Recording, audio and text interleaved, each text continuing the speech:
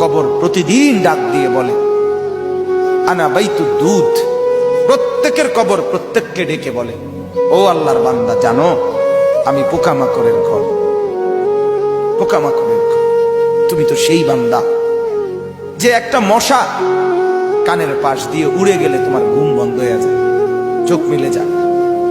একটা মশার গুনগুন আওয়াজ সহ্য করতে পারো না। একবার কয়েল, একবার অ্যারোসল, একবার মশারি, এরপরেও তুমি চাও যে একটা মশাও যেন আমার কানের কাছে গুনগুন না করে। তো 5 ঘন্টার ঘুমের জন্য, 6 ঘন্টার ঘুমের জন্য বান্দা এই যত্ন নিলা, অনন্তকাল কিংবা বছরের পর বছর কবরের যে ঘুম দিবা, পড়ে থাকবা সেই ঘরে, পোকা মাকড়ের ঘর, সেই ঘরে তুমি ঘুমাইবা কেমনে, থাকবা? আমার বাপ, আমি থাকবো কিভাবে?